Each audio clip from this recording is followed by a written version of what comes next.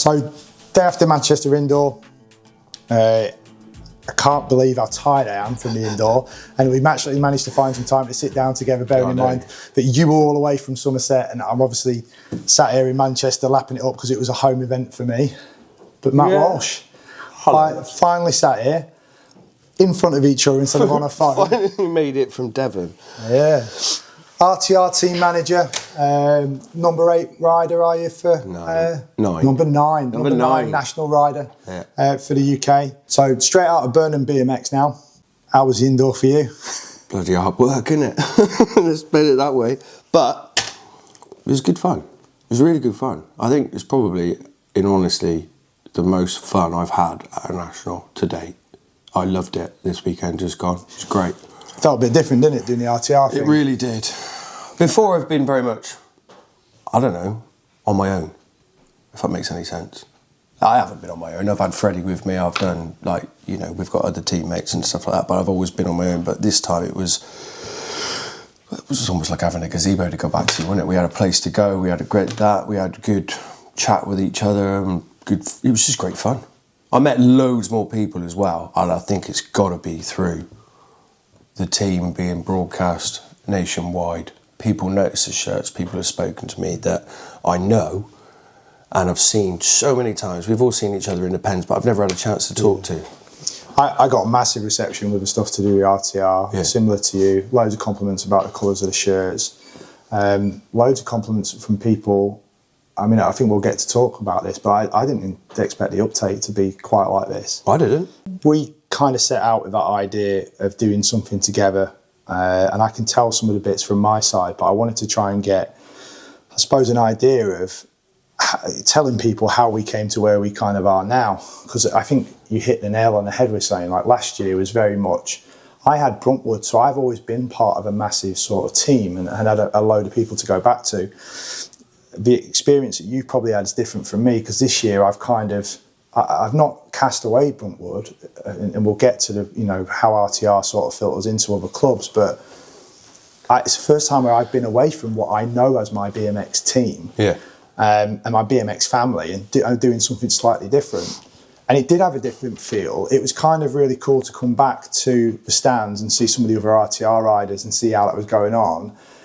And it had a really nice, I suppose it had a really nice sort of family sort of ring to it for a bit. As much as you can do at the indoor, because I do think it was kind of stifled by the fact. It's not easy, because you're like one bit's there, one bit there, and you have to climber up all the flipping seats to get to the top. It's just hard work, but it was good. So tell me, from your perspective, how did we come to where we kind of are with RTR? How did we, how did we come up with the idea, and how was that sort of pushed forward and formed from your side? In a basic sense, I think that team is something that I've always wanted to do. Never really knew what angle I wanted the team to be or how, and I knew that there'd be one thing that would be impossible, is doing it on your own. I've run a club before and it's flipping hard work. So to run a team, I can imagine, I already know it's going to be not a walk in the park. But when me and you and Lee spoke last year, I think it was Gosport, there was a lot of stuff going on between us all in the background that none of us really spoke about until that point, that we just went, we're all together, we know how each other feel, but we never really speak about it. So this is kind of where we started with the idea with yourself and Lee about speaking about doing a team.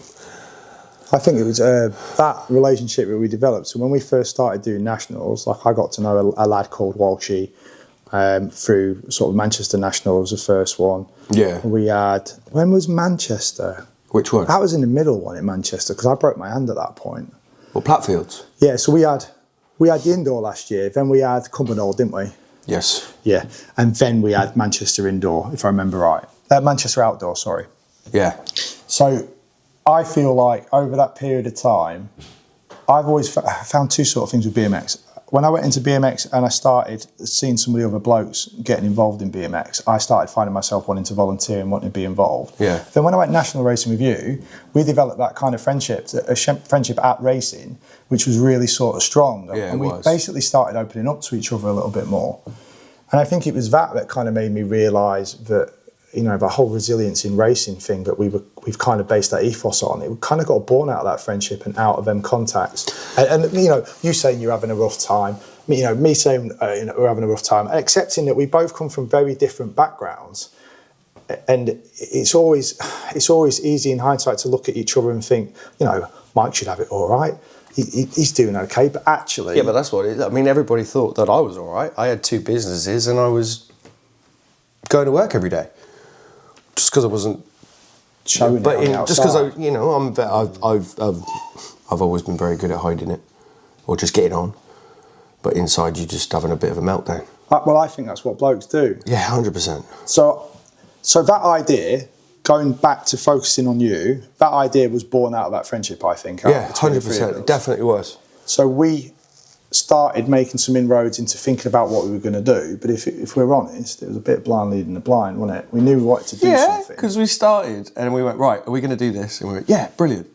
And then it went quiet for ages because we were just thinking about it. And then all of a sudden we did it. And then when we did, I think it was the point where we...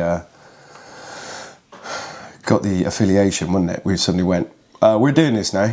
Well, I think what had happened was we talked about it, and I think it had gone on a back burner. I think everybody was a bit knackered from all the racing through nationals and stuff. We talked about it at Gosport. We'd had a bit of an idea about it. We didn't know how to move that forward. For me, when Ricky Hatton committed suicide, that hit me quite hard. I had been thinking... about RTR, but that actually spurred me on to sort of accelerate that thinking because I just knew at that point, like if Ricky Hatton, who appeared to have everything, was one of the best boxers I'd ever seen. Local lad to us, he actually lived down in Hyde. He isn't far from us, and had quite a good community impact. He built a gym and stuff in Tameside. Some of the lads I know from Tameside know him, and it just hit me. He's the same similar age. He'd done loads more than us in his lifetime, and he couldn't keep it together. And I just thought there was definitely an angle for people for that. It's quite interesting when you're really big up there and everybody thinks you're that, but you can be quite lonely when you're on your own. Yeah, and, you know what I mean. I think BMX provides that family environment, 100%, where you can go and you be your own person at BMX. Yeah. I've definitely become a different person from going to BMX and become more adventurous. You wouldn't have caught me doing interviews and videos and stuff like that before BMX. So that was my accelerating piece. I mean, I definitely think from when you said when we got affiliated, it got pretty real pretty quick, didn't it? It did get very real very quick. But before that, we made an announcement on the berm. Yep. Now, I thought there would be 3 of us in RTR. I did not. Maybe Freddie. I mean, he was a certain, wasn't he? He got in by default. Sorry, mate, but you're on the team. But I wasn't expecting the response that we had. I always thought that we were going to have to go through a list of people and ask them nicely if they wanted to be on the team, just to get, I don't know, 4 or 5 people. To be a team that is now 10 people with more that wanted to become a part of it is, well, it's amazing. It's pretty humbling, really, isn't it? Yeah, I found it massively humbling. Interviewing and speaking to the team members before they came on was like, it was emotional. It hit me quite hard. I didn't think 2 15-year-old kids from Birmingham would be interested in joining an old man's team who were focusing on that mental health side. To have the girls represented in such a cool way that we've got 19-year-olds, we've got the 30 to 40 lot as well, with both like Claire and Suzanne. I didn't think that was going to happen. No, I really didn't. I mean, I know that it's mainly dominated by me, you, and Lee being in the cruiser class, but you know, we've got people all up and down the country now. It's great. So yeah, it's unbelievable. It kind of grew legs. I mean, and then you know. RTR was never, the concept has never been about how well we perform. No, but to have an elite rider like Oggy come along and go, I like what you're doing, guys. Can I be part of that? And saying that was really, a lot of people said that to me this weekend. I like what you're doing. I like the idea of it. I like this and the other. And yeah, what a great idea. I didn't expect to get a pat on the back like that. Did you? No, Not in this sport. I mean, I love this. I think it's probably why it all started. I love the sport. I love everything about it. I love the fact that it's an individual sport, but it's a massive community, and it doesn't matter. The only person that's bothered about how you come is yourself. Yeah, because quite literally, most everybody of the time, else will cheer you regardless. They don't care. I mean, for I don't know what, 3, maybe plus 3 years, I was always last at a national because they are astronomically fast. And now I'm starting to get in the mix at the back a bit, which is great. But even that person that has just absolutely beaten everybody hands down still comes and gives me a hug at the end. What can you say wrong with that?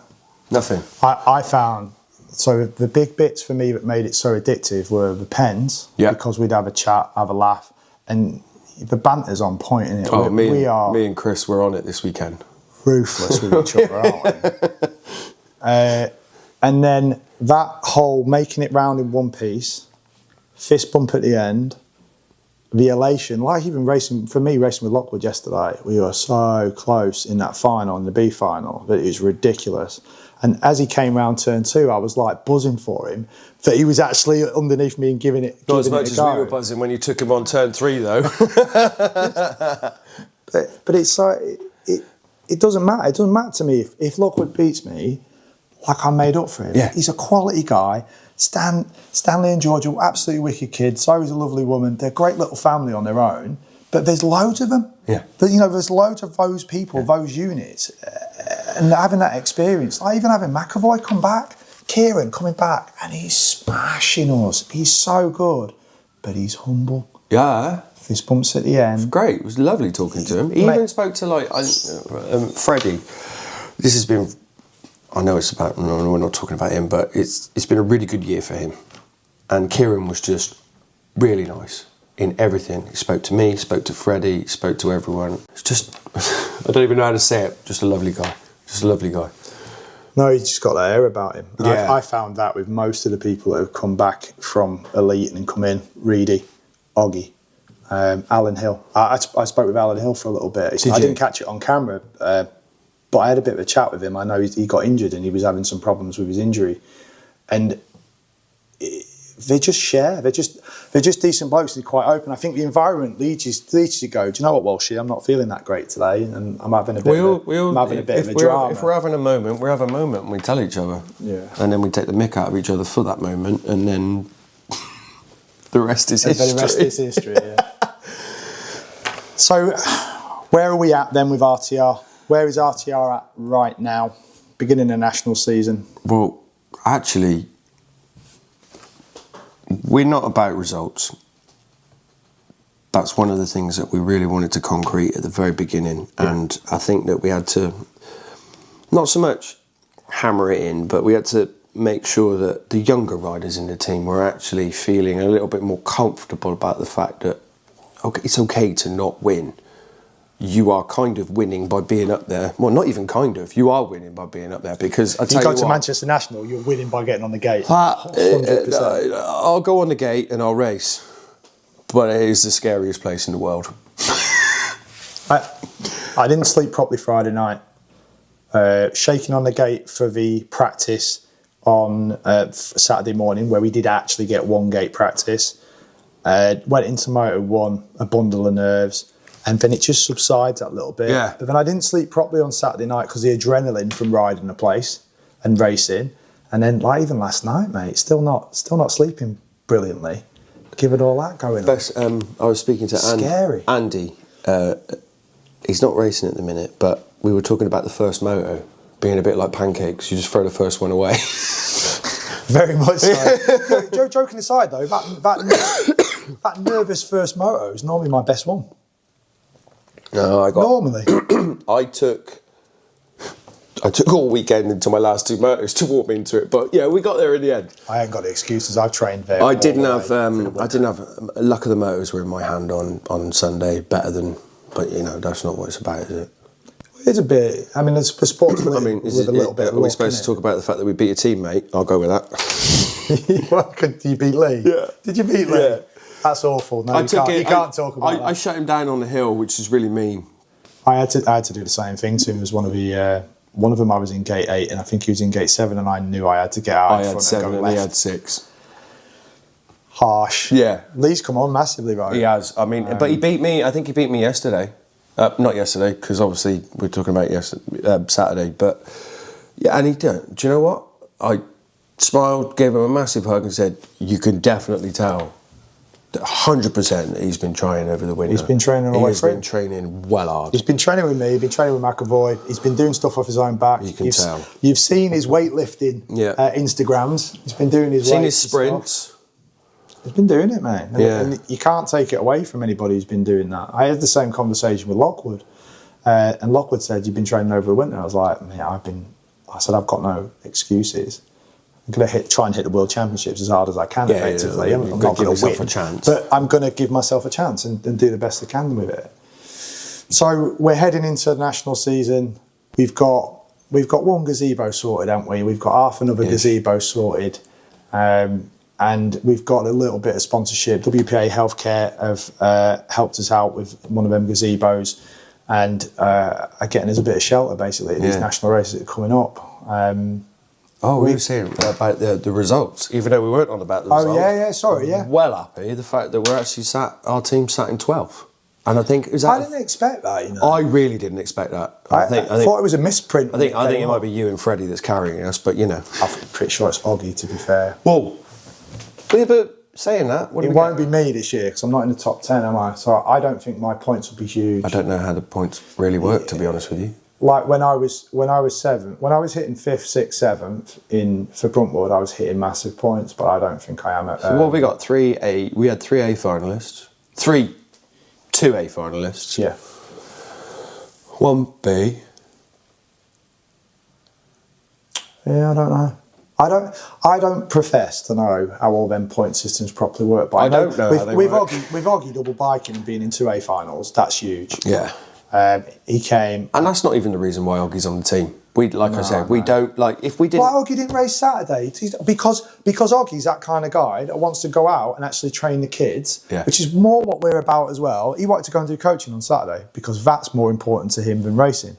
That's wicked. Yeah, like that's Oggy all over. That's giving it back way much better. Yeah, 100%. So moving forward, then, what are your thoughts? I'm still in shock, really, about where we are now. I'm buzzing about it. I'm like, they mentioned our name on the tannoy, you know what I mean? Like, on the tannoy. I think Rich Eames was bigging it up. It was great. He knows what we're trying to do. I mean, the big I suppose, encouragement from the RTR side is that we want people to come and ride or get involved in riding. If you can't ride, get involved in the riding, get involved in the sport in an effort to try and make you a more whole person. I came to BMX not really wanting to be around people. Came back from a police background, dealt with public service stuff for a long time. Didn't like people, mate, at the end of it. Came out of that and didn't want to get involved in some sort of volunteer sport. I didn't really like people when I ran a coffee shop. But I found solace in coming to a BMX club and volunteering, and I got more out of giving than I did out of receiving anything. And it was probably the first time I looked at life that way, rightly or wrongly. I don't know whether it's connected, but it's like somebody said to me yesterday, it's like, you're always smiling. I'm like, well, that's quite nice, because I don't think I am. But when I'm there, I was smiling, I was beaming, because you walk round the corner and you see someone you know, you give them a high five. You see how that person, how he's doing, you see that, how you doing. Like some of the elite riders that are from down southwest, two of them, Exeter, they fell off and it's like, how you doing? You know, you're all right and everything. It's just like, just care about everybody, and it's just, we're all in the same boat, I guess, is what I'm trying. I don't really know what I'm trying, but... No, I get it. I think we all accept that we're all in the same danger when we go out racing, and I think when one of us all falls out over or hurts ourselves, we all do. I think it's why we see people clapping. We all know how much it hurts. Yeah, and it hurts 4 million times as bad at the indoor. You come off at the indoor, it's normally pretty horrific. On that, I mean, yeah, there was a few, weren't there? There's a few. I've had a good couple of accidents there. I've got lads that are similar age to me, broken hip, broken pelvis. You know, Leo Rowland's age 12, he managed to break his jaw and break his arm. Yeah. Do you know, it's an unforgiving place, even for the most technical tactician. It's rock hard. Yeah, it's just, that's what it is. Yeah. They added some more PVA to it as well to make sure it all contained itself and stayed dust free and rock hard for the event. So Is that what they've done? there was some sort of, don't quote me that it's a PVA system, but it's some sort of SBR type system where they've gone over it to just contain the dust. That's why we didn't see the dust flinging up as much. We'd noticed it on training when we went there on the Monday, and it did a really good job at keeping that dust down. It did, but it's not made it any harder. That track is that track's been like hard. that hard for years. It's got no giving it. No, so no, which is fun. I'm excited to go and see how we progress really with nationals when we're outdoors. Definitely. More about getting people in to maybe speak to us. I've had a couple of people approach me at the indoor saying, cool what we're doing. They like the ethos of what it is, the message we're trying to spread. But it'd be nice to be able to build on that. I don't know where we're going. We're almost kind of like, we're just starting a ride, aren't we, really? Where we're... I don't want to... I'd love it to go massive. But I don't know why. But at the minute, we've got something really good. And I just want to keep that nice at the minute, if you know what I mean. We just want to walk before we can run, don't we? Yeah, like we could have gone massive and we could have got 20 odd people and we could have done this, something, yeah, but trying to look after myself is hard enough at a national, let alone 10 other people.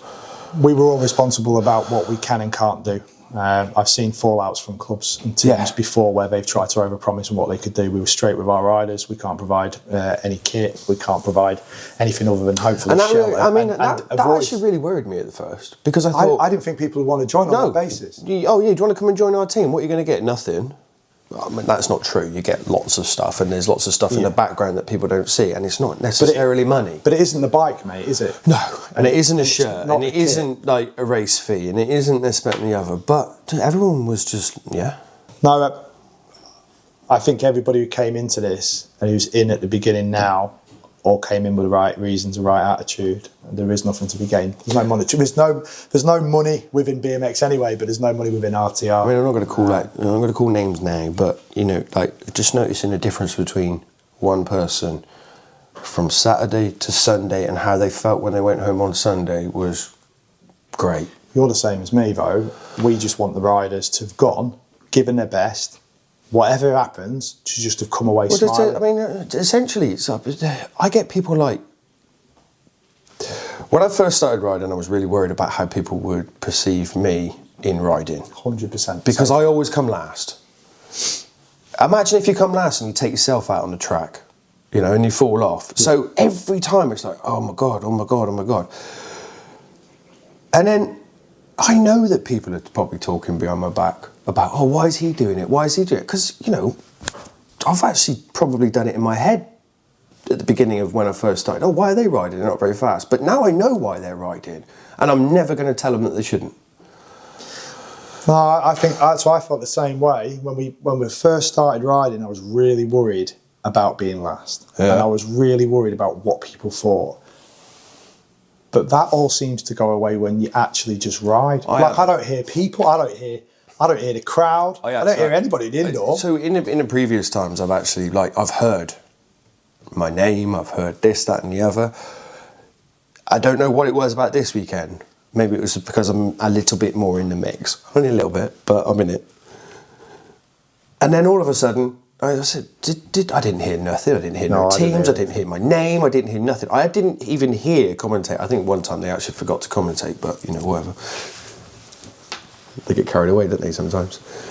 Rich and Lewis do such a good job. They're absolutely brilliant. I commentate for Bruntwood, and I couldn't do the nationals. Hats off to them, the fact that they're actually reading it and saying it and doing all that bit at the same time as doing it. Do you know Eames will actually sit down and look at some of the riders and the different teams they're at, and he'll kind of memorise some of the bits and pieces, and he does that for world level stuff as well. Amazing. Take their commentary to what we just heard from the Euro rounds. I know. It was rubbish. Mate, there's nobody more than me wants Eames to be at for World Championships in Australia. I mean, it was really good when they did it in Glasgow. Yeah. Yeah, he's for me, I'm going on a bit too much about Eames, but he's the voice of BMX. Lewis is right behind him. I love it when he watches it, don't worry. Where we go from now.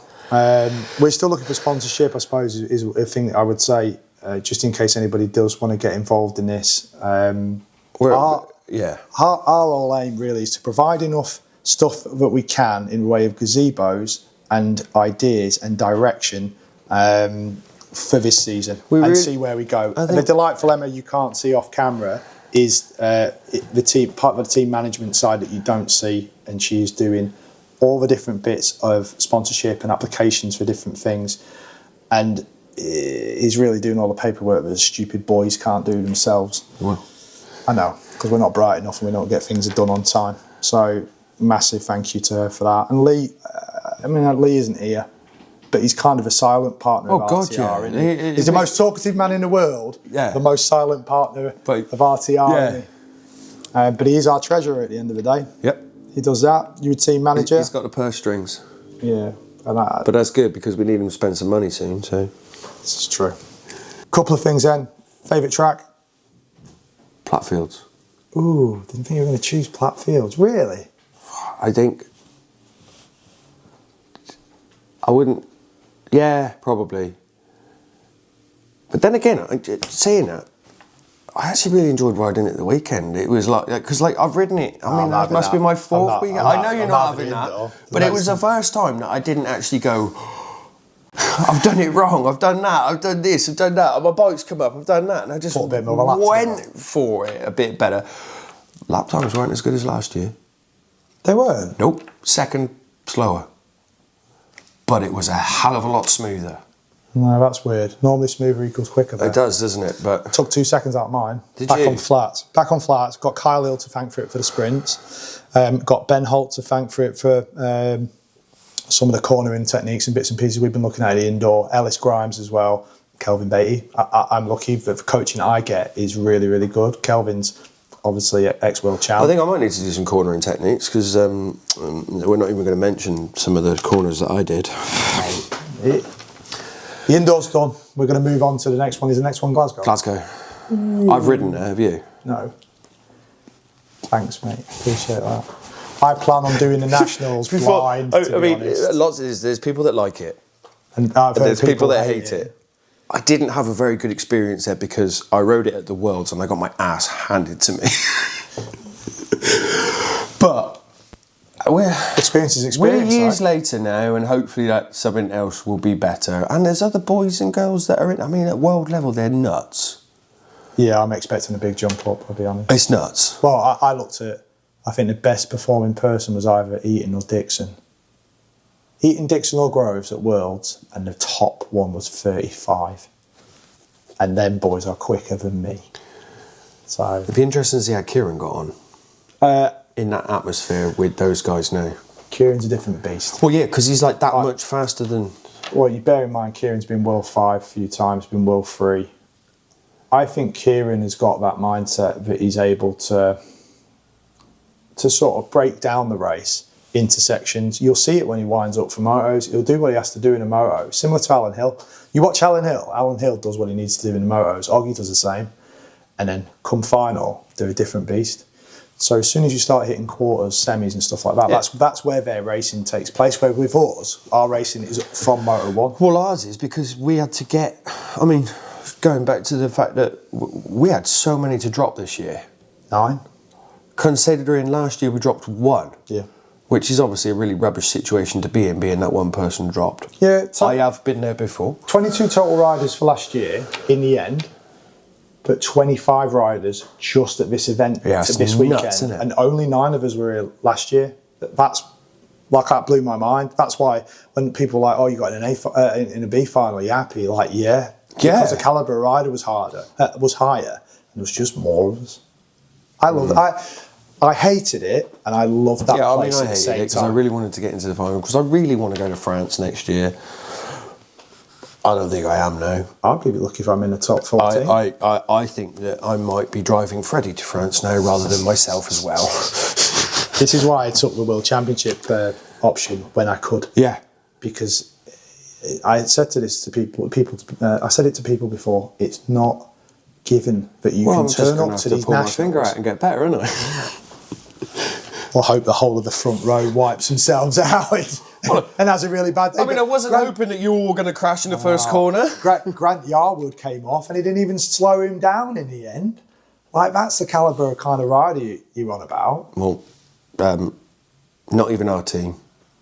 Tyrese Bradshaw took a flipping cartwheel down the last straight and then still turned up and raced and came second the next day.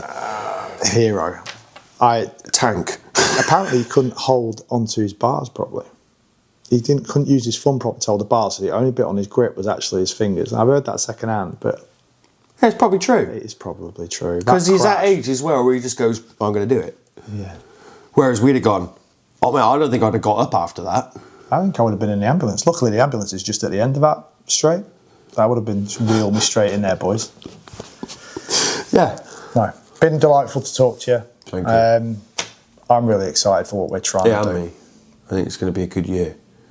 I'm hoping it's going to be a good year. If we come out with 10 smiling faces...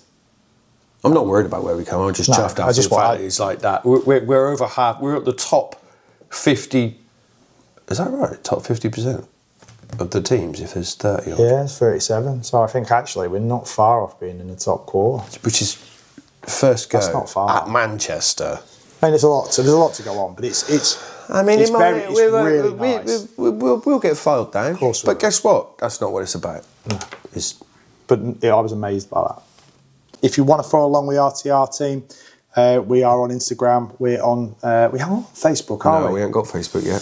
Okay, we are on Instagram. You can follow along there. If you want to get one of these cool hoodies, you can actually order them online. I did have one on. I'll put a link down in the description for that. And if you're interested in sponsorship, do approach us. You probably end up speaking with Emma, and we'll have a look at what potentially you can offer us and what we can offer you. But yeah, I'm excited. And me. It was a good start to a national series. Brilliant. Go for round 2. Not long. It's only 3 weeks, isn't it?